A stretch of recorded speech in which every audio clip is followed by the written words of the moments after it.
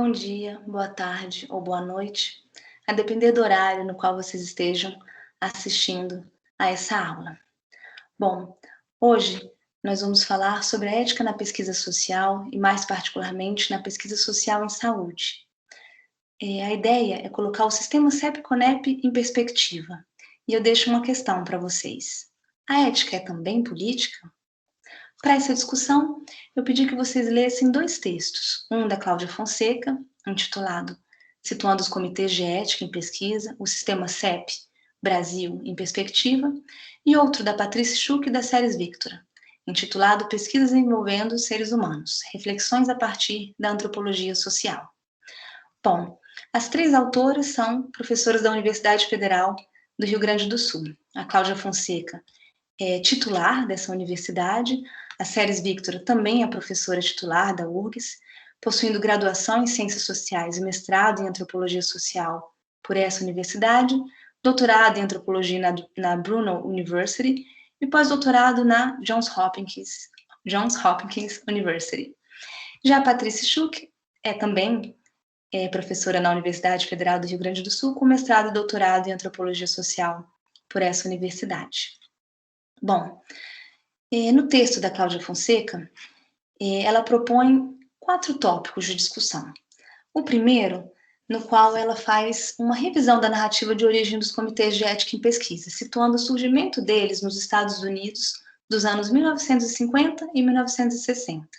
Ela sugere que esse modelo é mais adequado à resolução de riscos legais da pesquisa científica do que a garantia mais abrangente do proceder ético. No segundo tópico, a Cláudia Fonseca evoca espaços alternativos de participação popular no debate ético que permitem estranhar a ênfase dos comitês de ética em pesquisa em mecanismos de participação pontual. No terceiro tópico, ela considera a dimensão transnacional da regulamentação das pesquisas científicas que envolvem seres humanos, especificamente na indústria farmacêutica. E, finalmente, no quarto e último tópico, ela trata dos debates que circundam a aplicação do modelo dos comitês de ética em pesquisa às pesquisas em ciências humanas e sociais. Bom, então nós vamos percorrer esses 4 tópicos. Para começar a falar sobre o primeiro deles, é importante nomear os comitês de ética em pesquisa estadunidenses, que são os Institutional Review Boards, regulamentados por um órgão do governo estadunidense semelhante ao Ministério da Saúde no Brasil. Ora, aqui no Brasil, os comitês de ética em pesquisa são vinculados à Comissão Nacional de Ética em Pesquisa no âmbito do Ministério da Saúde. Bom, a proposta da Cláudia Fonseca, ao percorrer os 4 tópicos por mim enunciados, é justamente questionar um possível ajuste nesse modelo que nós temos hoje. Identificar ou propor soluções para aperfeiçoar os atuais comitês de ética em pesquisa, sem questionar a premissa de que esses comitês são um lugar lógico, legítimo, para garantir o proceder ético da ciência, arriscaria, segundo ela, contribuir para naturalizar esse modelo. E para evitar justamente que os comitês de ética em pesquisa e todo o procedimento que é histórica, socialmente localizado, para evitar, portanto, que esses comitês de ética em pesquisa se transformem em uma panaceia universal, ela defende que críticas devem continuar a acontecer, além dos estudos sobre possíveis ajustes do modelo. Então, ela revê essa narrativa de origem dos comitês de ética em pesquisa, situando o surgimento deles lá nos Estados Unidos, nos anos 1950 e 1960, a partir dessa hipótese, já aqui evocada, de que esse modelo ele serve para resolver problemas financeiros e legais de pesquisa e não garantir, de fato, um procedimento ético. Bom, para discorrer sobre isso, nesse primeiro tópico, ela recorre ao livro Behind Closed Doors, da Laura Stark.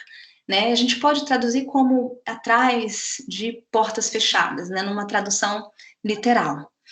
E nesse livro, a Stark fala sobre esse modus operandi observado em todos os comitês. E ela diz o seguinte, que apesar da diversidade de decisões havia uma uniformidade nesse modus operandi. Então, em todos os lugares, havia uma mesa com vários documentos, reuniões periódicas de profissionais de diferentes áreas disciplinares, uma relatoria de cada caso que seguia por um debate no qual os avaliadores invocavam experiências pessoais e também expertises profissionais. E, por fim, após uma informalidade amistosa nesse debate acalorado, se chegava quase sempre a um consenso. Então, parece que os comitês de ética em pesquisa surgiram como uma resposta às questões trazidas pela bioética. Então, o fato de que os comitês de ética em pesquisa surgiram mais ou menos na época da consolidação desse campo disciplinar, a bioética, alimenta essa ideia de que as duas novidades faziam parte de uma mesma história linear.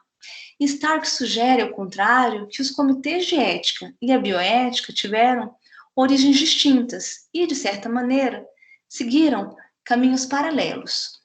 Bom, no início dos anos 50, e aí ela vai relatar, portanto, o surgimento dos comitês de ética em pesquisa, lá nos Estados Unidos, no Centro Clínico do National Institute of Health, em Bethesda, Maryland, um hospital custeado pelo governo federal, havia procura por pacientes sadios. Isso mesmo, eram pacientes saudáveis que eram então submetidos a diversos experimentos. Então, um voluntário no programa de cobaias, que mais tarde passou a ser chamado de programa de normais, podia ser submetido a, por exemplo, 6 meses de regime de arroz puro, a doses periódicas de radiação, a injeções com soro infectado com malária, ou a ingestão de LSD 4 vezes por semana. Então, são alguns dos exemplos desses experimentos realizados ali no Instituto Nacional de Saúde. E num primeiro momento, esse recrutamento foi direcionado para objetores de consciência que se recusavam a participar da Guerra da Coreia. Também homens de comunidades religiosas pacifistas, mulheres motivadas pelo desejo de contribuir para o avanço da ciência, foram pessoas que participaram desses experimentos. Nos anos 1960, presos também participaram desses experimentos. A atração oficial era permitir que esses voluntários contribuíssem com o avanço da medicina moderna, mas existiam recompensas, muitas vezes financeiras, havia um pagamento monetário a esses participantes. Então, no final dos anos 1970, estudantes universitários, populações de renda modesta também fizeram parte desse conjunto de participantes de pesquisa.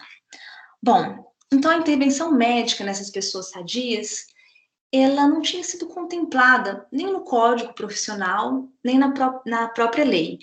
E a preocupação do então diretor do centro era fomentar uma pesquisa inovadora. E recrutava pesquisadores de excelência com promessa de condições ideais para a experimentação.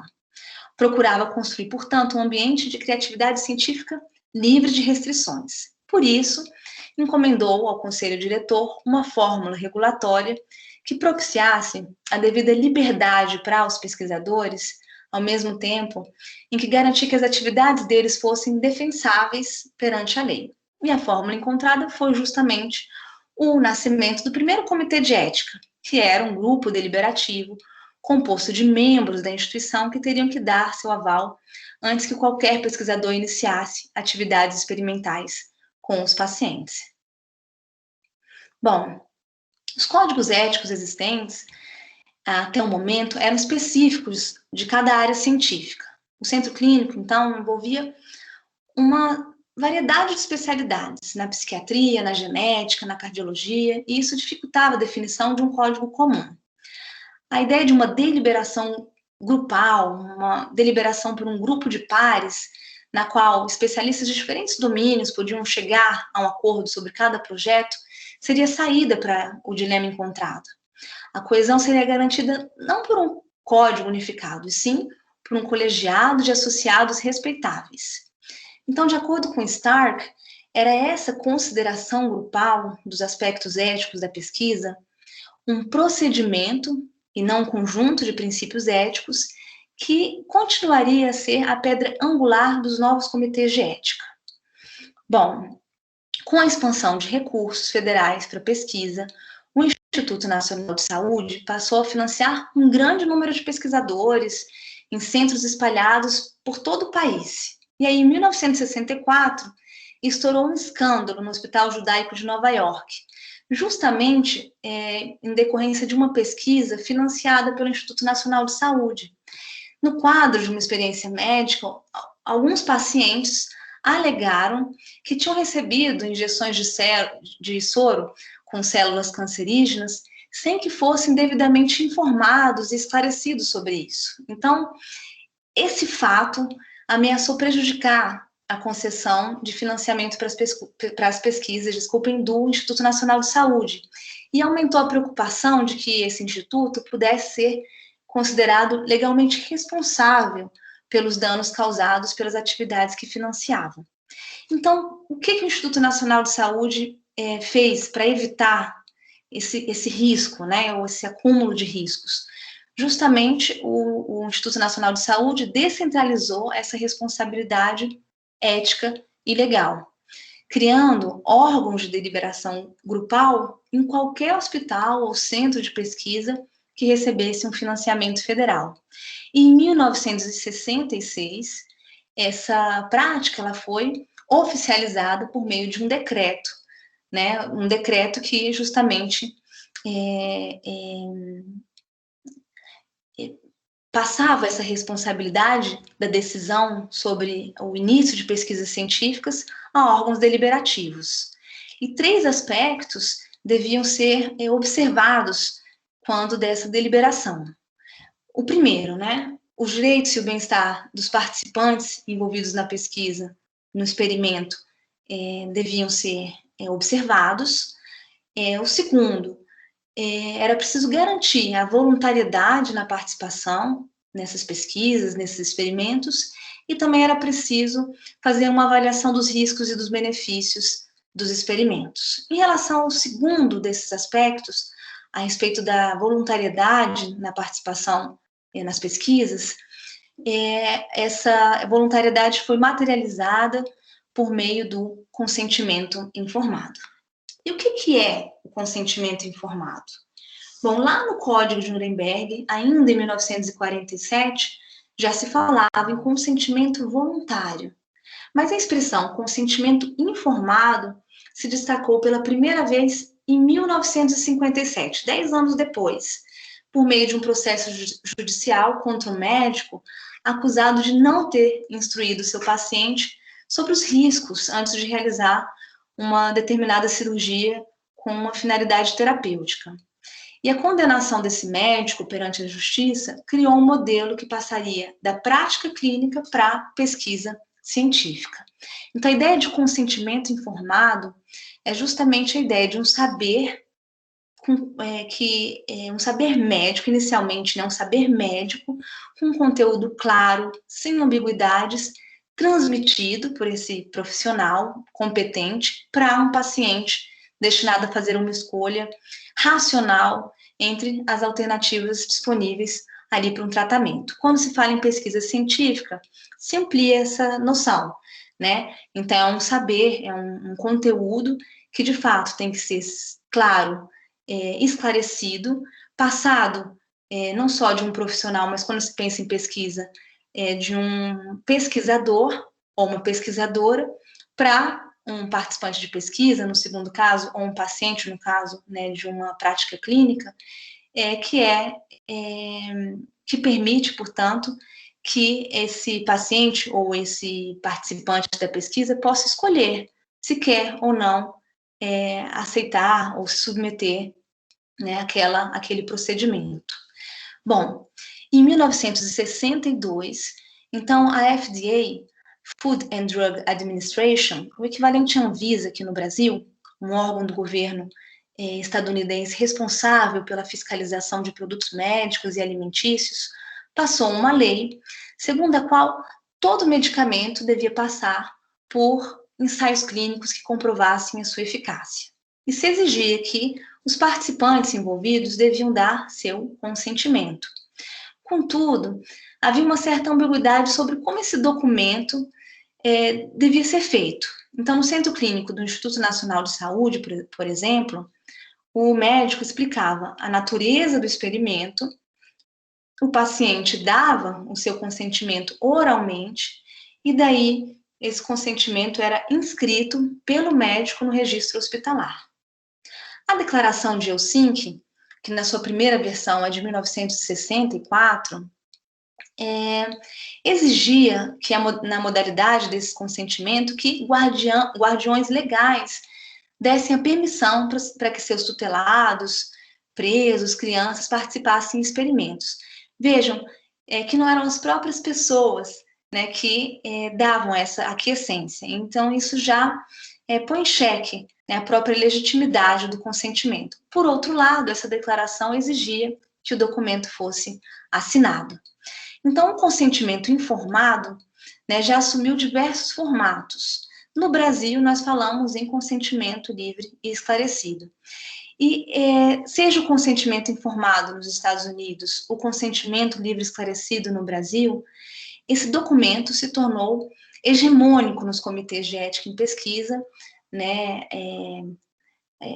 naquele momento descentralizados nos Estados Unidos e que passaram, portanto, né, a adotá-lo. Bom, vejam, né, que a gente está aqui em 1962, quando a FDA passou a exigir, por meio de lei, essa necessidade de apresentação do consentimento, enfim. Então, isso é anterior mesmo àquele artigo publicado pelo Beecher, ou o escândalo, né, do caso do estudo de Tuskegee. Essas que são referências canônicas na história da bioética e que mostram, portanto, que a institucionalização do modelo dos comitês de ética em pesquisa precede esses eventos, esses relatados pelo Beecher e também o estudo Tuskegee. E isso também é uma prova, segundo a Cláudia Fonseca, de que há uma disjunção entre os comitês de ética em pesquisa e a bioética. Bom, no segundo tópico, a Cláudia Fonseca, então, fala, certo, esse foi o modelo estadunidense que foi adotado também no Brasil. Mas como fazer uma discussão mais aprofundada que pudesse fazer a liga entre os princípios abstratos da bioética e as práticas concretas, contextualizadas de pesquisa?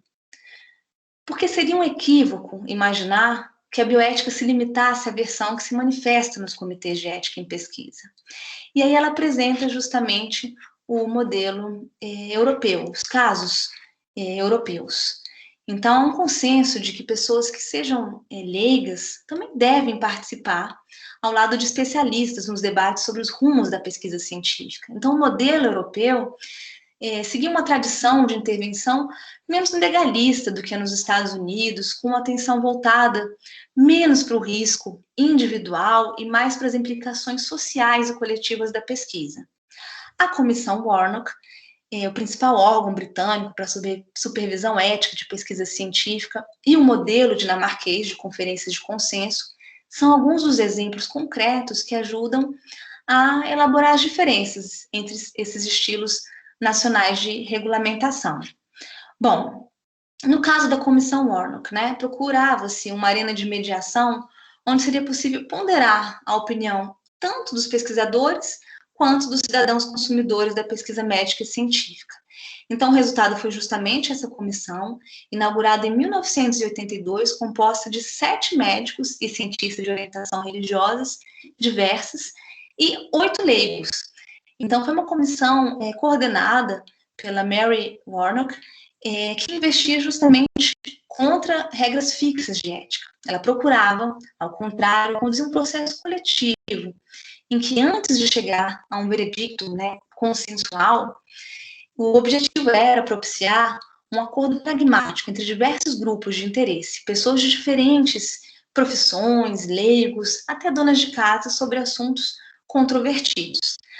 A Cláudia Fonseca cita, por exemplo, que a comissão chegou à decisão de permitir pesquisa em embriões humanos até 14 dias depois da fecundação, apesar das persistentes objeções de um pequeno contingente cuja opinião era divergente, mas que foi registrada no anexo do relatório final do grupo.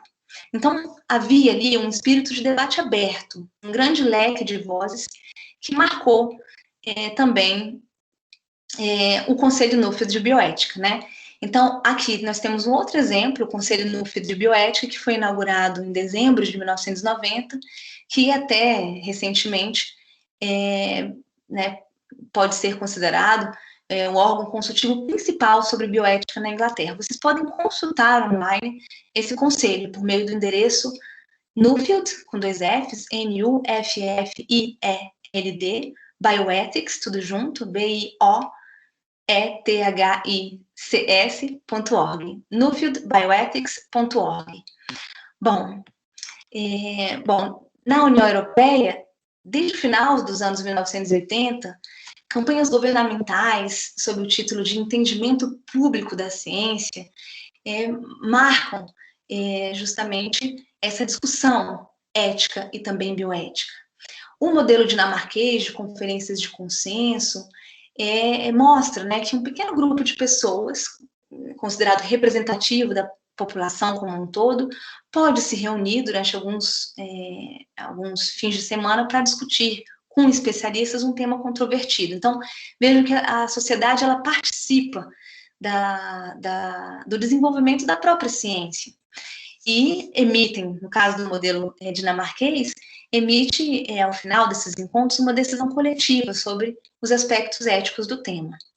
Então, o cidadão é instrumentalizado por um processo pedagógico junto a um grupo de pares para que possa dar uma contribuição, como eu disse, para o desenvolvimento da ciência.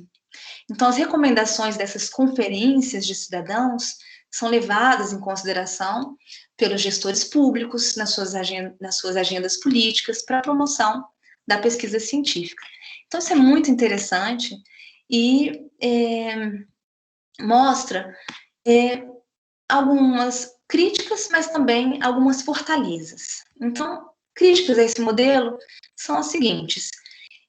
Existe uma ideia, né, de que haveria aí um déficit de conhecimentos entre pessoas leigas e haveria uma necessidade de uma transmissão unidirecional de informações, esta se originando das autoridades consagradas e indo em direção às pessoas comuns.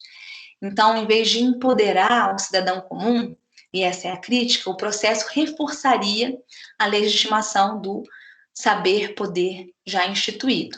Uma outra crítica é a seguinte: os resultados dessas conferências podem não ser adotados pelas autoridades. Então, pode ser que as autoridades não concordem com aquilo que foi posto e simplesmente ignorem esses resultados.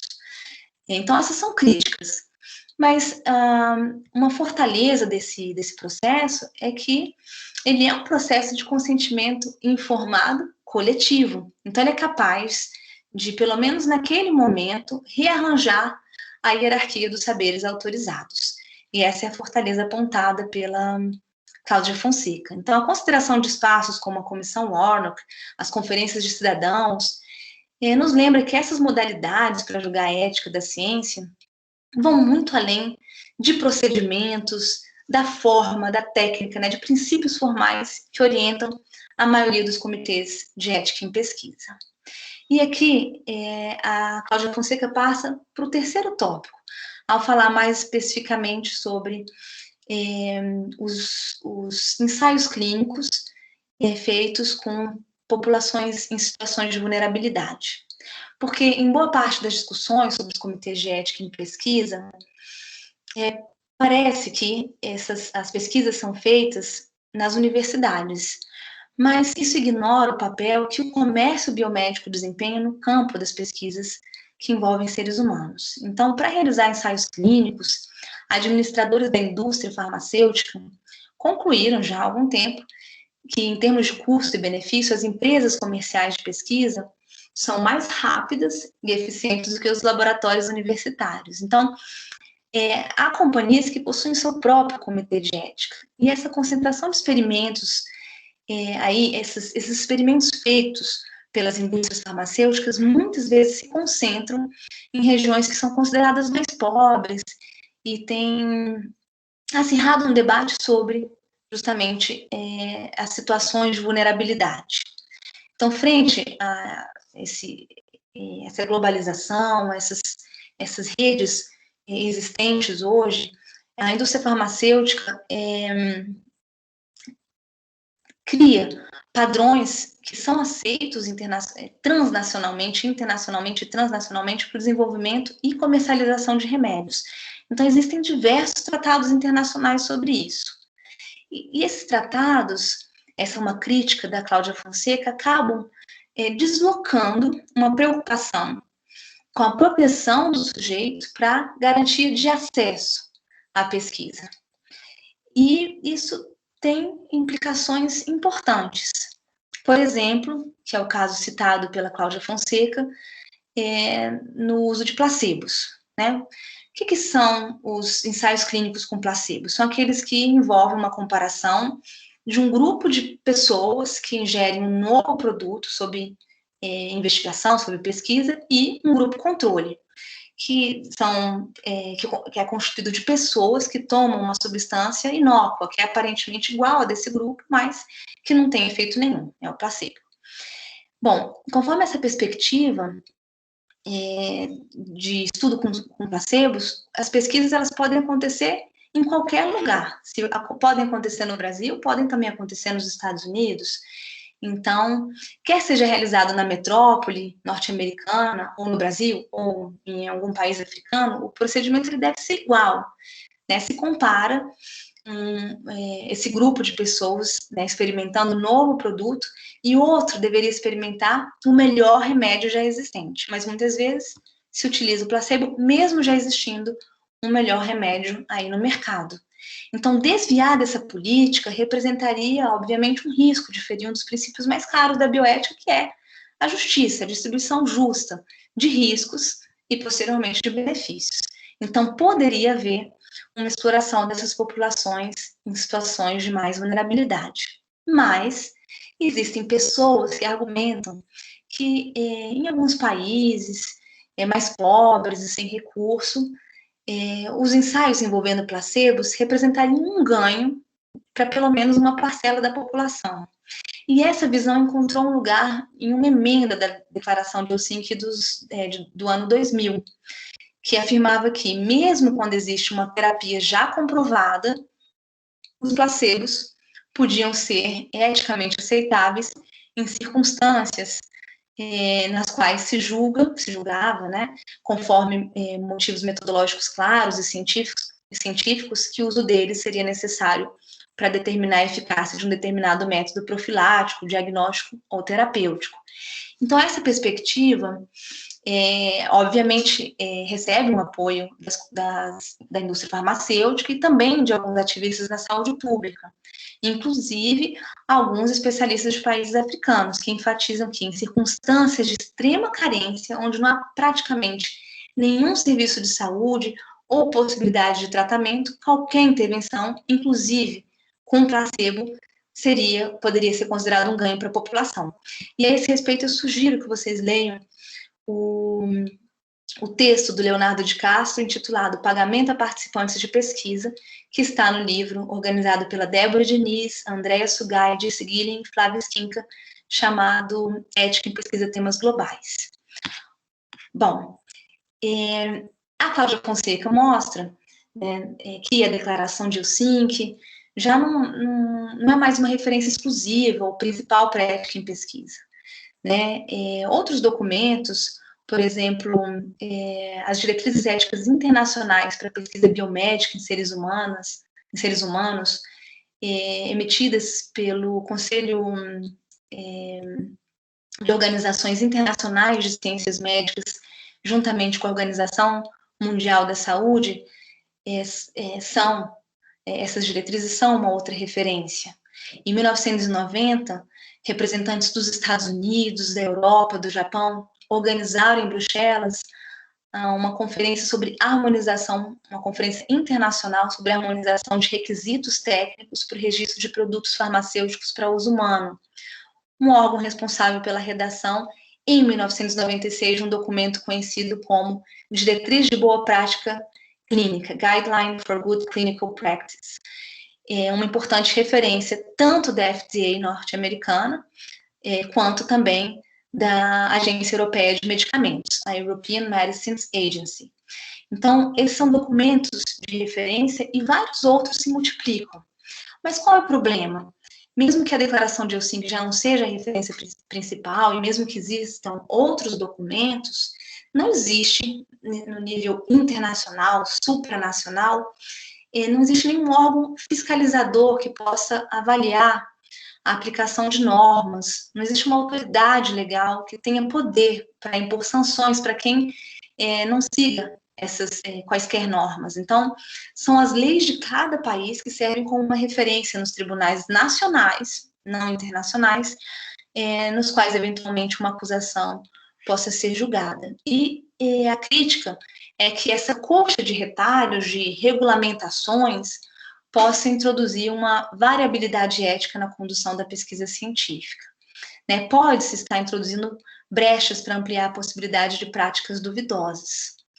Então, essas frequentes mudanças, variações, demonstram que a institucionalização das normas é resultado de uma negociação situada em determinado tempo e espaço, inclusive as nossas próprias normas nacionais.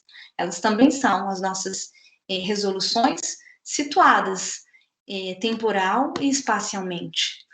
Então, a Cláudia Fonseca nos incita a adotar uma ética da responsabilidade e reconhecer a situacionalidade, assim como o caráter negociado dessas regras éticas, como uma estratégia para romper com a autoridade top-down, de cima para baixo, dos especialistas, e assim abrir espaços para a expressão das demandas, das inquietações de homens e mulheres comuns, de cidadãos comuns, que são, inclusive, diretamente afetados pela pesquisa. E com isso, nós passamos ao último tópico abordado pela Cláudia Fonseca, sobre a expansão sorrateira para as ciências humanas, né, sobre como esse modelo dos comitês de ética em pesquisa acabou também se expandindo para as pesquisas feitas nas ciências humanas e sociais. Muito embora essas ciências, as ciências humanas e sociais, tenham um pouco em comum com a pesquisa biomédica, né? São metodologias distintas, são especificidades éticas distintas, são modalidades tão diferentes que é possível perguntar como que o mesmo modelo de avaliação ética pode contemplar tanto as pesquisas biomédicas quanto as pesquisas em ciências humanas e sociais. E o que houve? Ainda tomando por base, né, um modelo estadunidense, a Cláudia Fonseca mostra que ainda em 1966, né, após institucionalizados os CEPs, né, alguns meses a seguir, uma nota falou algo sobre as pesquisas comportamentais, né, mencionou alguns riscos que podiam acompanhar essas pesquisas em ciências humanas e sociais, como estados mentais afetados, excessos de esforços físicos, inserção em situações sociais potencialmente danosas, mas reconhecia que existia um grande leque de pesquisas nas áreas de ciências humanas e sociais que não envolviam nenhum risco pessoal para aquele participante de pesquisa, em que, em muitas instâncias, não cabia o consentimento informado do participante de pesquisa e nem mesmo o conhecimento de que ele estivesse participando de uma pesquisa. Em todo caso, as pesquisas em ciências humanas e sociais deviam atentar para 3 pontos: a voluntariedade na participação da pesquisa, a confidencialidade das informações fornecidas e a proteção desses participantes contra qualquer mau uso dos resultados da pesquisa. Bom, nos anos seguintes a esses decretos, foram tomadas novas medidas nacionais para a regulamentação da ética em pesquisa. O National Research Act, o relatório da Comissão Belmont, de 1979, e várias outras medidas desembocaram em 1991 no que foi chamado de regra comum, um conjunto de regras reeditado em 2009, que consta ainda como a principal legislação estadunidense sobre ética em pesquisa. Então, atualmente, é o Office for Human Research Protection, o Escritório de Proteção à Pesquisa Humana do Departamento de Saúde e Serviços Humanos, que, orientado justamente por essa regra comum, que coordena, né, em nível federal o sistema. Então, de início, os pesquisadores das ciências humanas e sociais lá nos Estados Unidos seguiam indiferentes aos comitês de ética em pesquisa. Eles se encaixavam, pelo menos tacitamente, eles encaixavam suas pesquisas naquelas que eram classificadas como isentas da necessidade de avaliação por um comitê de ética em pesquisa.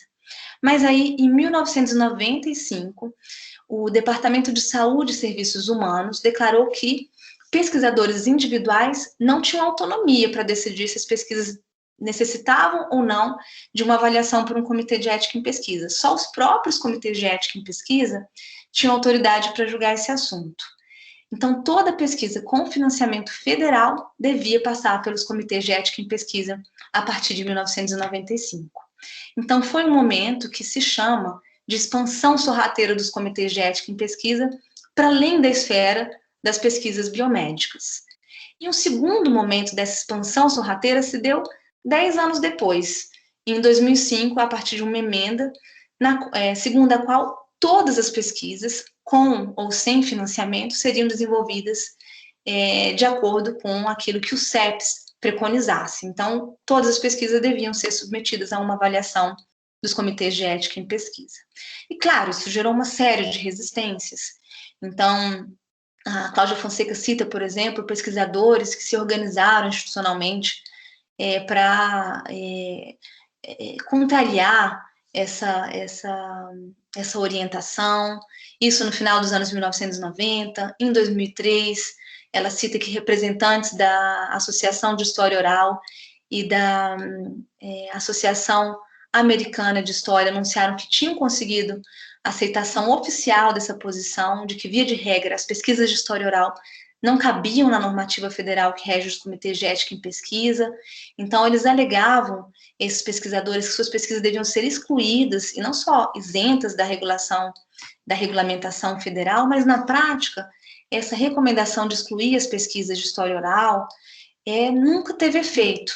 Então, vários pesquisadores das ciências humanas e sociais acusaram os comitês de ética em pesquisa de um desvio de finalidade, né, de goal displacement, como cita a Cláudia Fonseca. Então, aquele objetivo inicial de avaliar eticamente as pesquisas biomédicas, ele teria sido desvirtuado, né? Então, esse objetivo de proteger as pessoas participantes de pesquisa teria sido mesmo substituído por um objetivo de preservar o poder da organização burocrática de formular e aplicar regras.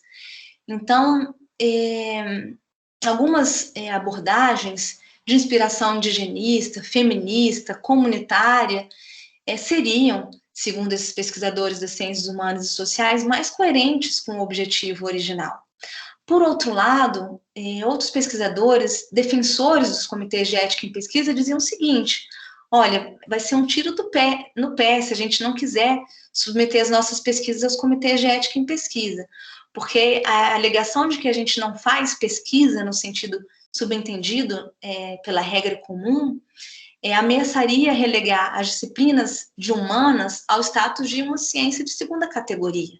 Então, alguns defendiam essa submissão aos comitês de ética em pesquisa e outros se recusavam a essa submissão justamente porque entendiam que não havia, de fato, uma avaliação ética, mas simplesmente um modo de mostrar um poder daquelas pesquisas biomédicas sobre todas as outras pesquisas. Então, 180 instituições estadunidenses se posicionaram contra a emenda à regra comum de 2005. O que a Cláudia Fonseca sustenta é que, até o momento, nada demonstra que os comitês de ética em pesquisa aumentam a proteção dos participantes de pesquisa. Essa é a opinião dela. Então, ela questiona se não se deve falar em substituir, em vez de simplesmente modificar o sistema. Então, nos Estados Unidos, o Departamento de Saúde e Serviços Humanos nunca deu um retorno às sugestões que recebeu dos pesquisadores, das pesquisadoras de ciências humanas e sociais.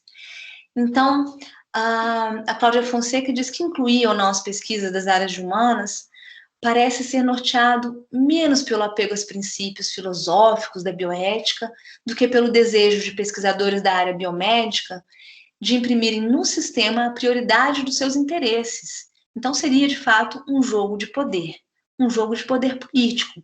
Por isso que ela argumenta, ao final do texto, ela argumenta que a ética é política. Então, a definição, o andamento da ética depende de relações de poder. É nesse sentido também que as autoras Patrícia Schuch e Ceres Victora vão percorrer na reflexão que elas fazem no texto aqui proposto.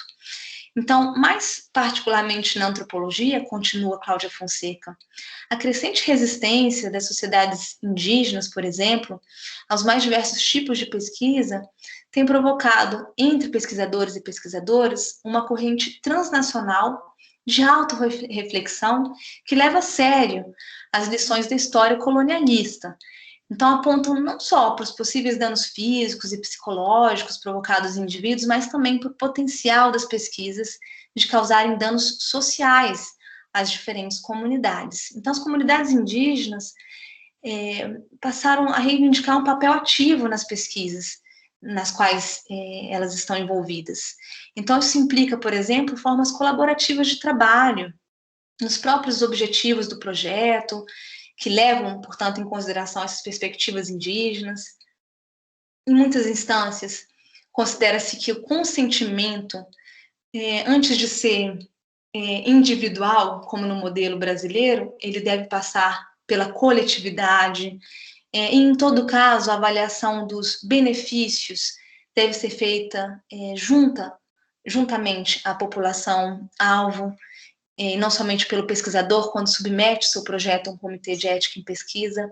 Então, essa descolonização da antropologia em particular, mas da ciência de um modo mais geral, é um processo concomitante ao crescimento político desses participantes das pesquisas. Né?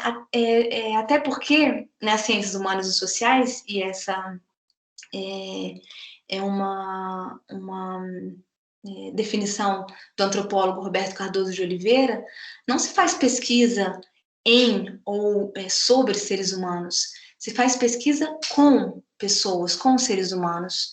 Então, essa perspectiva dialógica não só concebe os indivíduos daquela população-alvo como colaboradoras em potencial, mas também inclui essas pessoas dentro da pesquisa. E o próprio pesquisador ou a pesquisadora e seus preceitos científicos entre os objetos de análise.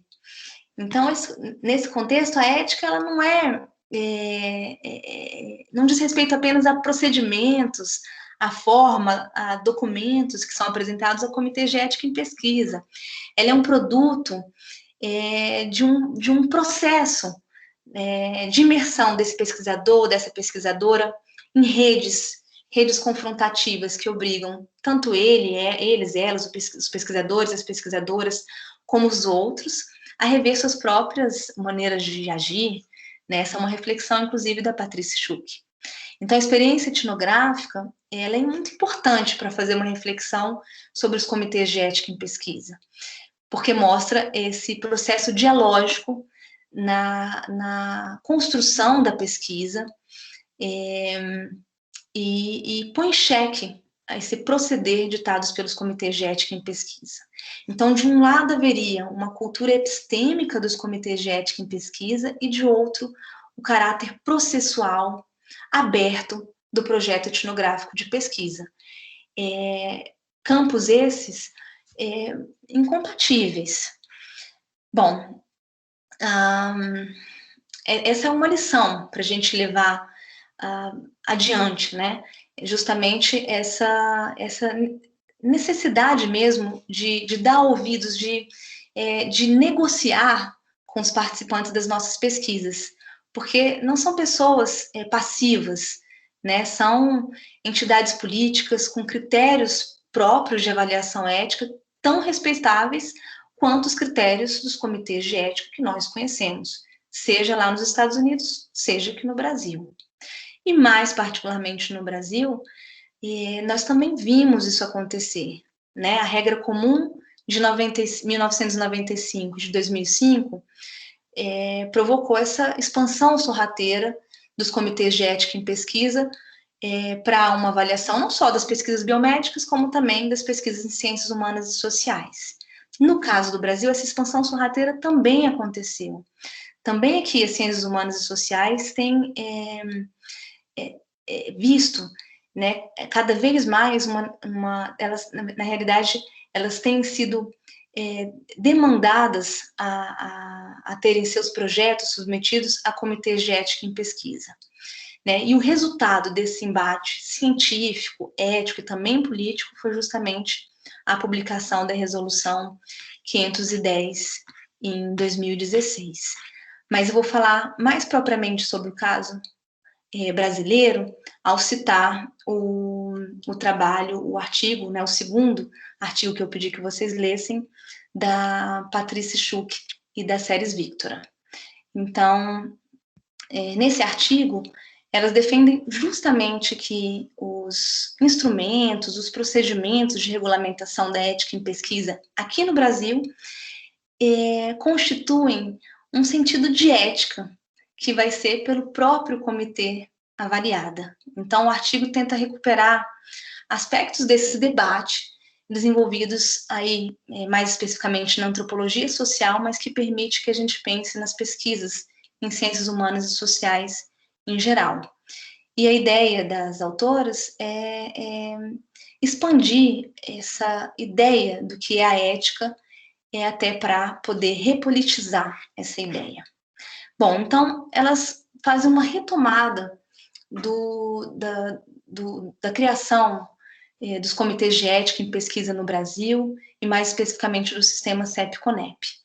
Então, elas voltam aí à década de 80, em 1986, e apontam para um primeiro documento que foi elaborado pela Sociedade Brasileira de Medicina Tropical e a Associação Brasileira de Antropologia, que buscava garantir as particularidades, os direitos das comunidades pesquisadas. Esse documento era chamado Código de Direitos de Saúde das Comunidades. Então, ele estabelecia normas e diretrizes para a realização de pesquisas em comunidades que diziam respeito a direitos de informação, garantias, de não prejuízos aos participantes de pesquisas individuais ou coletivos, e eram pesquisas aí em saúde. Então, esse parece ter sido o primeiro documento que previa a criação de comitês de ética em pesquisa no Brasil. Eu vou citar aqui um trecho que é citado por elas, o artigo 9º desse Código de Direitos de Saúde das Comunidades. E ele diz o seguinte: todo conhecimento derivado da investigação deve ser encaminhado às autoridades de saúde competentes. Dessa forma, os resultados serão utilizados por todos, para que os direitos de saúde das comunidades sejam observados. Eles devem ser incorporados ao Código de Ética Médica do Brasil. No futuro, esse código poderá ser capaz de legislar as práticas médicas relativas às comunidades.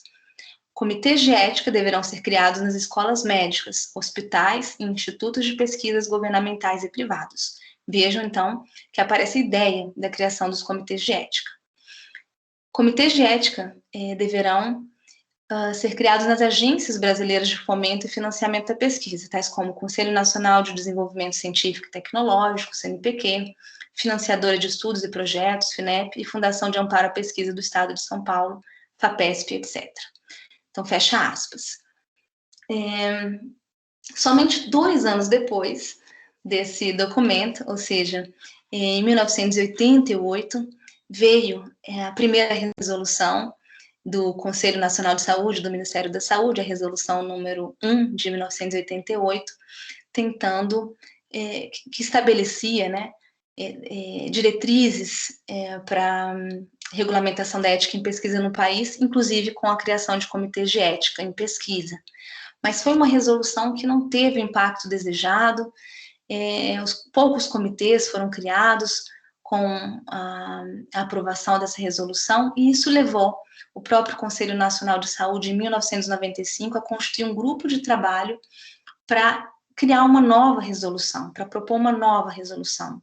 Então, diversos membros de instituições governamentais, não governamentais, ali se reuniram, e então, em 1996, foi promulgada uma nova resolução, a resolução número 196, justamente de 1996, também do Conselho Nacional de Saúde do Ministério da Saúde, que criou o sistema CEP-CONEP, né, formado pela Comissão Nacional de Ética em Pesquisa, a CONEP, e pelos Comitês de Ética em Pesquisa, os CEPs. Essa resolução foi depois substituída pela resolução atualmente em vigor, número 466, em 2012, que também incorporou, como as demais resoluções, a 188, a 196 de 96 e, portanto, a 466 de 2012, os princípios básicos da bioética principialista: autonomia, não maledicência, beneficência e justiça. Então, essas três resoluções, a 188, a 196 de 1996 e a 466 de 2012, têm como referência basilar o principialismo. Isso gera alguns consensos por um lado e alguns dissensos por outro. Quais são os consensos?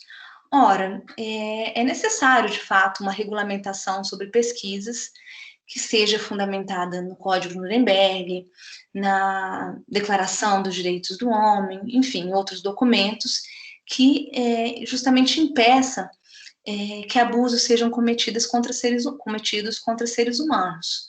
Por outro lado, e daí nós temos os dissensos, a teoria principialista é insuficiente para dar conta de contextos socioculturais específicos. Então, citando a Débora Diniz e a Dirce Guilhem, aspas, essa preferência por regras, por princípios abstratos que desconsideram as diferenças individuais e contextuais, né, seria, aí é que eu já estou comentando, né, um desses dissensos. Também a preferência pelo individualismo liberal, que obscurece a importância dos grupos, seria outro desses dissensos. A preferência por espaços institucionais de aplicação prática, tais como governo, escolas de medicina ou hospitais, também é um desses dissensos. E, por fim, a preferência pelo isolamento frente às teorias críticas da pós-modernidade. Então, a teoria principialista que fundamentou as resoluções 188, 196 de 1996 e que fundamenta a resolução atual, ela é insuficiente para dar conta da nossa realidade. E aqui a Patrícia Schuch e a Ceres Victor falam mais particularmente sobre a Plataforma Brasil, né, que é esse sistema oficial de lançamento e monitoramento das pesquisas que envolvem seres humanos e que são avaliadas aí pelo sistema CEP-CONEP. Então, o que as autoras dizem?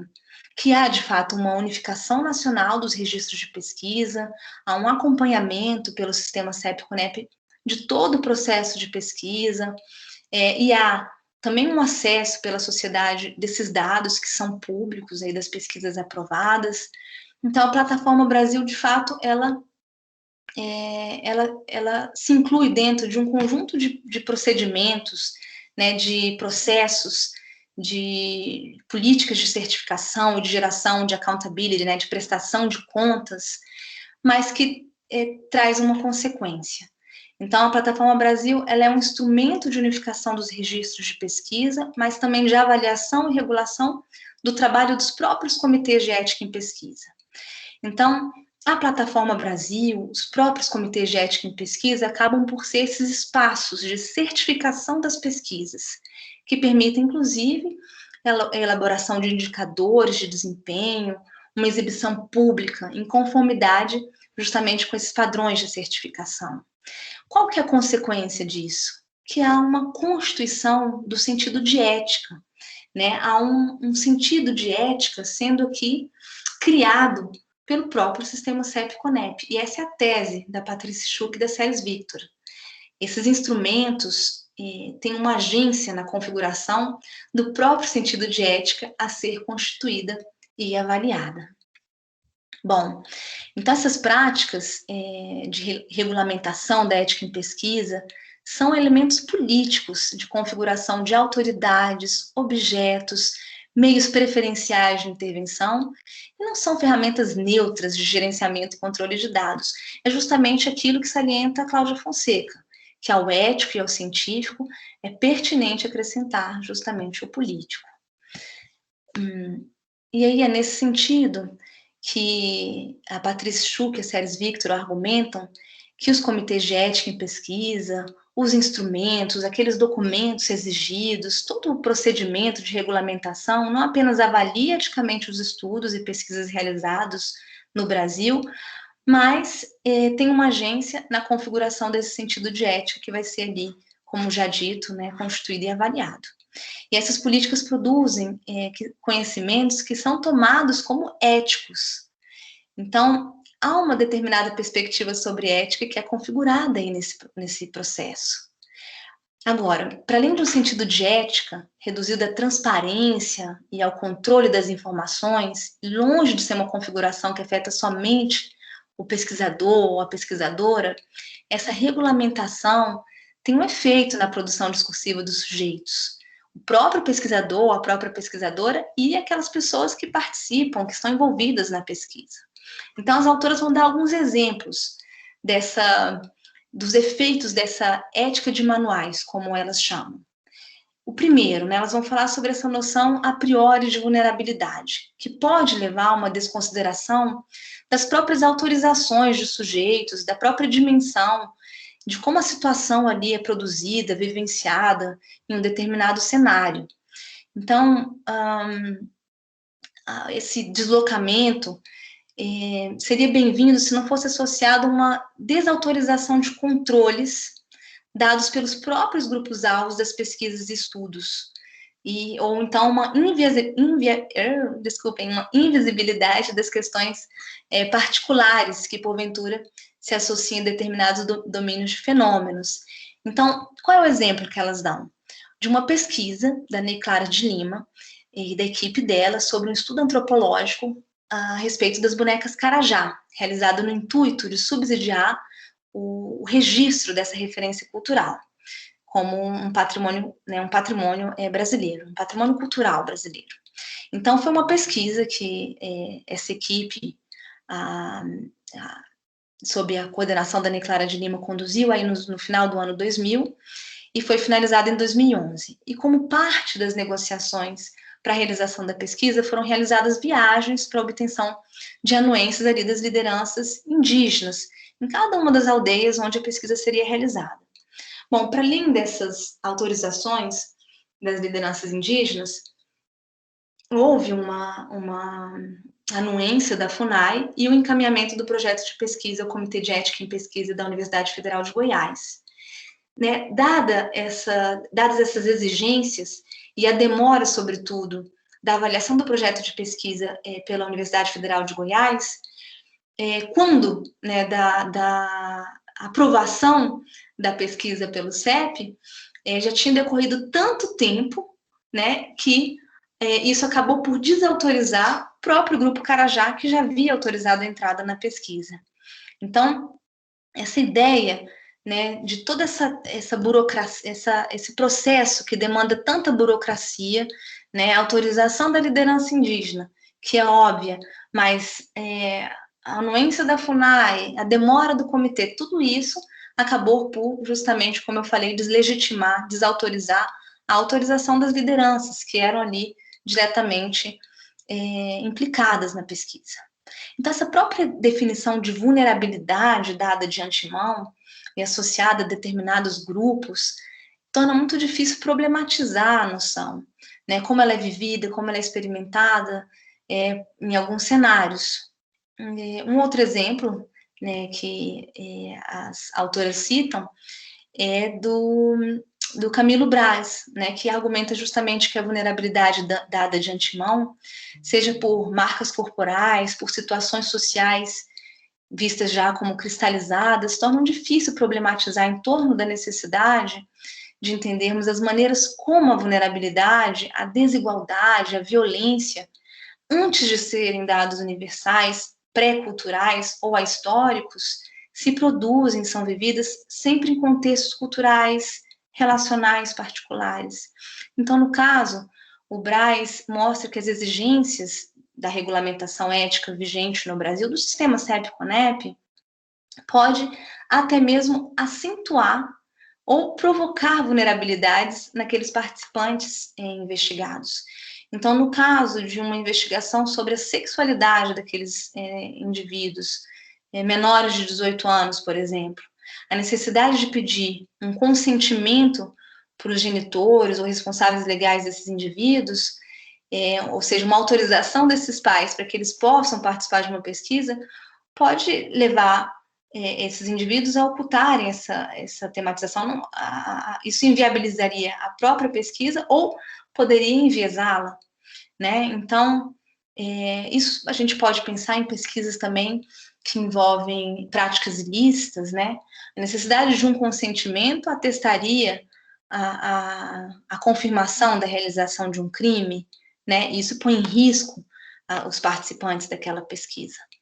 Então, é questionável, né, que o próprio sistema CEP-CONEP, que quer, de antemão, proteger os participantes de pesquisa pelos requisitos que exige, pode, né, incorrer numa vulneração desses grupos ou dessas pessoas participantes de pesquisas.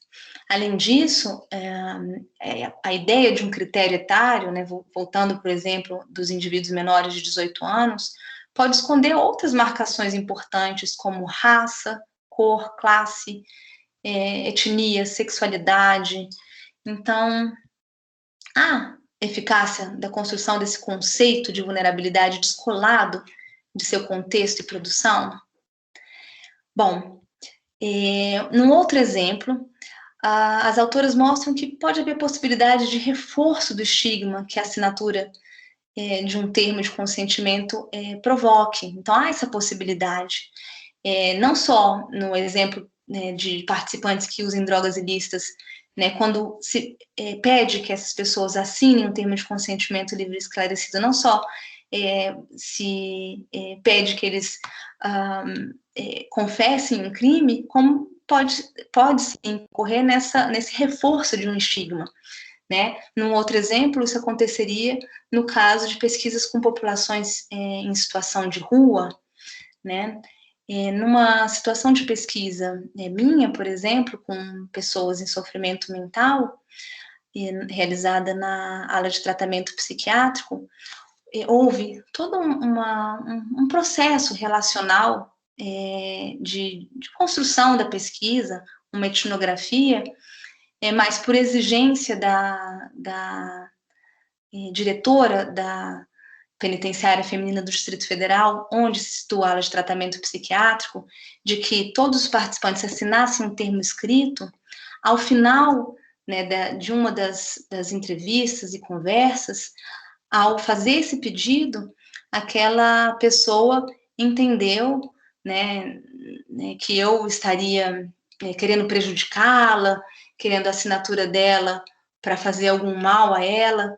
Então, aquilo quebrou com todo um processo relacional que nós tínhamos construído por exigência da instituição, mas também por exigência da própria resolução nacional. Bom, num outro exemplo, a gente pode falar ainda das pesquisas dentro de instituições, né, em universos que são marcados por relações assimétricas de poder.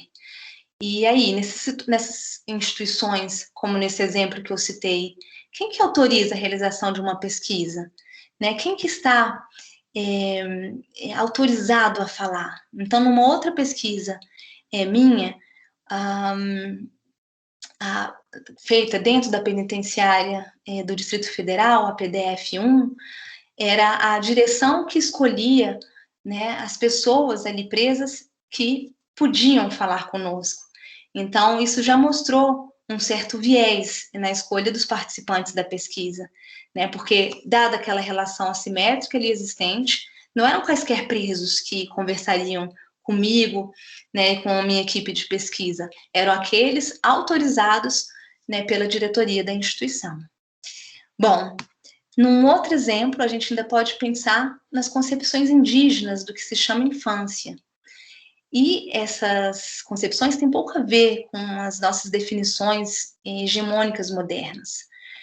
E essa diferença pode acentuar justamente o caráter de vulnerabilidade quando ali não existia. Então, para falar sobre isso, as autoras citam a antropóloga Antonella Tassinari, né, que mostra justamente essas diferenças entre as concepções modernas e indígenas de infância. Então, ao contrário da visão adultocêntrica do pensamento ocidental, o pensamento indígena, segundo a Antonella Tassinari, coloca as crianças como mediadoras entre mortos e vivos, homens e mulheres, afins e consanguíneos, nós, outros, predação, produção.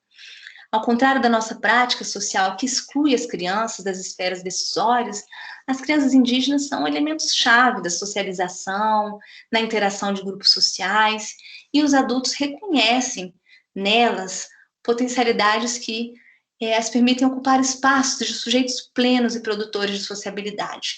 Essa é uma citação da Tassinari. Então, nesses casos, não é possível a gente pensar que, a priori, as crianças seriam vulneráveis, né? Os nossos modos de vida ocidentais acabaram por se tornar hegemônicos, inclusive por meio dessas leis, dessas normativas e das nossas resoluções nacionais, que, portanto, não apenas regulamentam, mas, essa, mais uma vez, é a tese da Schuch e da Victora, conformam um sentido de ética que obscurece sentidos políticos, culturais de alguns grupos sociais, como no caso dos indígenas. Inclusive, ainda pensando nos indígenas, e no caso dos pesquisadores indígenas, esses pesquisadores, eles vivenciam uma situação muito paradoxal, eles estão fazendo pesquisa, mas além das autorizações de seu próprio grupo, eles têm que submeter ao controle não apenas dos comitês de ética em pesquisa, e como também da Comissão Nacional de Ética em Pesquisa, da FUNAI, justamente porque são pesquisas consideradas a priori como de alto risco, porque essas populações são a priori tidas como vulneráveis. Bom, mais particularmente em relação às pesquisas qualitativas, aquelas desenvolvidas nas ciências humanas e sociais, sobre as quais já discorreu, já né, no texto aqui discutido, a Cláudia Fonseca.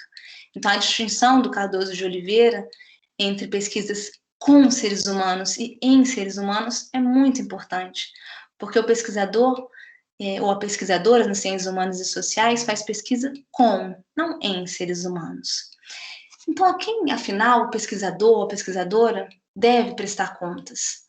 Será que essas concepções de pesquisa nas políticas de regulamentação ética dão conta dessa complexidade de negociações que são necessárias para a realização de pesquisas qualitativas? Então, essas são questões trazidas pelas autoras, justamente porque esse sentido de ética está sendo configurado por meio dessas políticas de regulamentação. Então, as autoras concluem o artigo falando o seguinte: ter transparência em relação aos meios, aos métodos de pesquisa é visto como ético, na medida em que torna essas práticas de pesquisa passíveis ao olhar externo. O que é problemático é que esse olhar externo torna obtusas essas negociações que existem no processo de pesquisa e que podem, inclusive, desautorizar participantes da pesquisa. Elas falam também que esse conhecimento configurado como ético não é apenas produzido por meio de instrumentos burocráticos, mas deve ser assimilável burocraticamente por meio de indicadores de desempenho, certificações, e nessa produção o conhecimento ético passa a ser configurado como técnico. Ora, ética é sinônimo de técnica? Então, uma espécie de filtro redutor, argumentam as autoras, que dissocia técnica e política e torna invisível que esses trabalhos de controle, verificação e quantificação são produzidos por meio de decisões técnico-políticas sobre aquilo que vai ser avaliado, com que instrumentos, de que modo, Que mais? Elas ainda dizem que não é apenas necessário refletir sobre o que conta como conhecimento ético, mas também sobre o que não conta.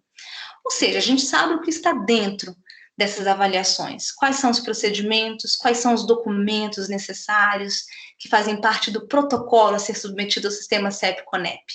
Mas o que está de fora dessas preocupações, das atuais políticas de regulamentação? O que não está sendo observado? Isso também não suscita questões éticas importantes?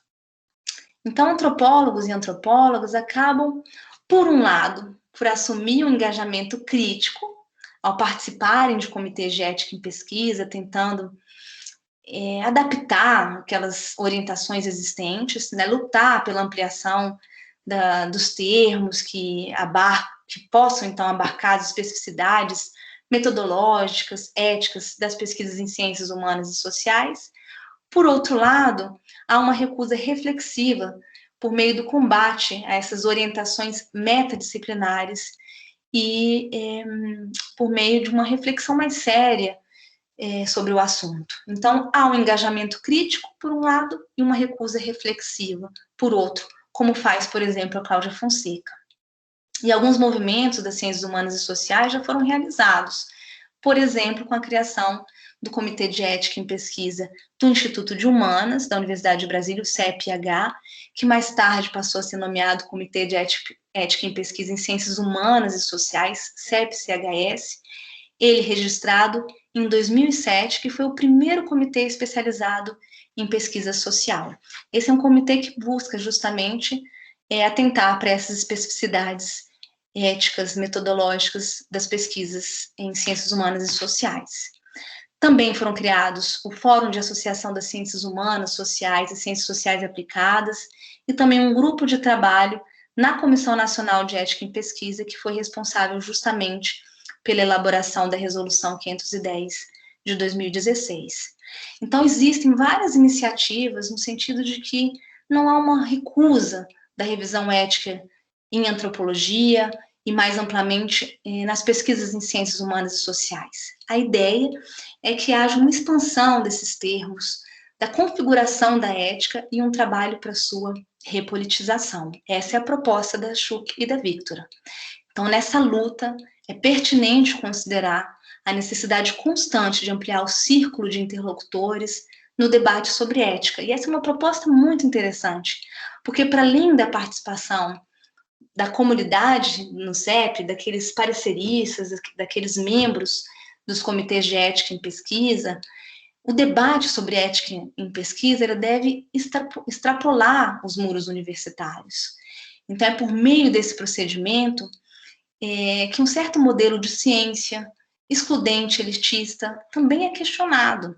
A ética é uma dimensão contingente, relacional, dada por complexas e situadas negociações que envolvem diversos interlocutores. Então, trata-se de reconhecer essa negociação e de reconhecer uma concepção mais ampla de ciência, de ética e de considerar que nessas definições o aspecto político é pertinente, ele é existente. Com isso, eu termino aqui o artigo da Patrícia Schuch, da Séries Victor, e as reflexões aqui provocadas, trazidas para vocês.